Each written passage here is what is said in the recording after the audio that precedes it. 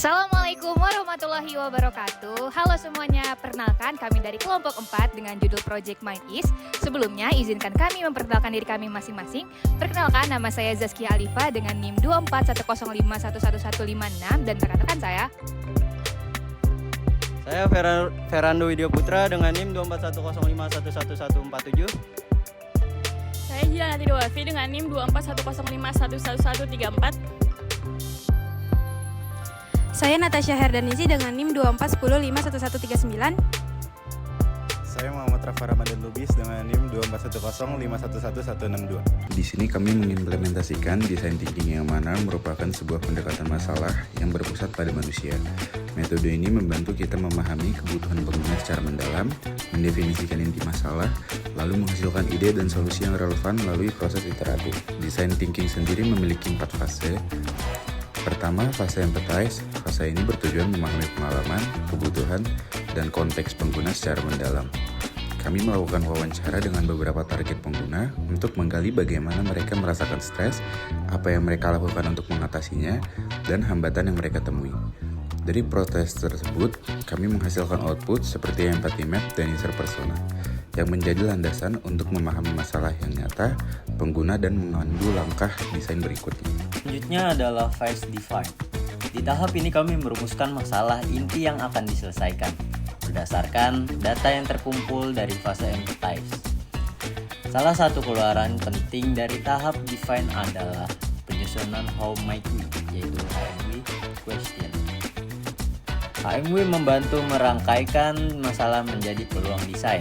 HMW ini kemudian kami gunakan untuk memfokuskan ide-ide singkatnya. HMW mengubah insight menjadi tantangan desain yang terukur dan actionable. Tahap ketiga adalah idea, yaitu proses pengembangan gagasan sebanyak mungkin. Dalam fase ini, tim membuat berbagai konsep solusi lalu menyaringnya menjadi ide yang paling relevan. Kami juga menyusun information architecture dan text flow untuk tiap fitur utama. Information architecture membantu menata struktur konten aplikasi, sedangkan text flow menunjukkan langkah-langkah yang dilakukan pengguna untuk mencapai tujuan tertentu. Keduanya berguna untuk memastikan alur pengalaman yang logis dan efisien. Berikutnya adalah fase prototype. Di tahap ini kami merealisasikan ide menjadi bentuk visual interaktif, yaitu prototype high fidelity di Figma. Tujuan prototype adalah memvisualisasikan solusi agar bisa diuji dan dievaluasi, serta untuk menyampaikan desain kepada pemangku kepentingan secara konkret.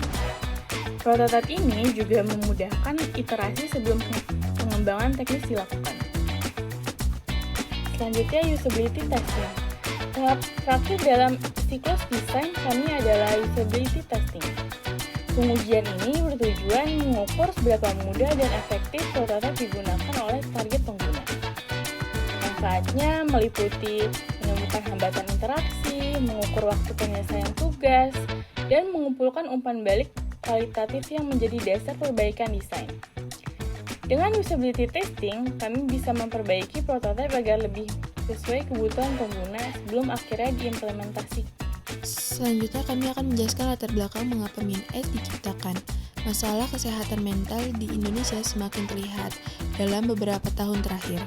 Riset kesehatan dasar melaporkan bahwa 9,8% masyarakat mengalami gangguan mental emosional seperti kecemasan dan depresi. Melihat situasi tersebut, diperlukan solusi yang mudah diakses untuk membantu masyarakat memantau suasana hati, mengelola stres, dan mendapatkan dukungan emosional secara mandiri.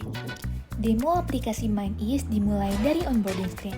Pengguna dapat menekan tombol mulai sekarang untuk masuk ke aplikasi. Sistem akan mengarahkan untuk masuk akun terlebih dahulu dengan melakukan input username dan password. Namun, jika user belum memiliki akun, bisa klik tombol daftar dengan input email, username, dan password. Dari home screen, user bisa memilih fitur yang diinginkan. Seperti terlihat pada layar, untuk fitur mood tracker yang terdapat pada bagian bawah tengah layar, fitur ini berfungsi untuk menganalisis rata-rata mood harian user yang disubmit setiap harinya. Lalu kita beralih ke fitur self-care. Di sini, user bisa mendapatkan beberapa tantangan atau rekomendasi agar dapat melakukan sedikit jeda untuk mengistirahatkan pikiran, lalu menekan tombol mulai. Selanjutnya, fitur hiburan. Di sini user mendapatkan beberapa rekomendasi hiburan yang diinginkan, mulai dari film, buku, dan juga musik. Jika sudah menentukan apa yang diinginkan, user bisa langsung menekan tombol tonton seperti contoh pada layar. Lalu, pada aplikasi MindEase juga terdapat fitur konsultasi dengan psikolog ataupun psikiater jika dirasa user sudah membutuhkan penanganan lebih lanjut. Selanjutnya, adalah fitur journaling, di mana user dapat menulis segala hal yang ingin dicurahkan dalam bentuk tulisan. User dapat menulis judul dan deskripsi judul dan mengaturnya menjadi private ataupun public. Lalu, klik tombol tambah jurnal. Nantinya, jurnal yang baru saja tertulis akan terlihat di daftar jurnal.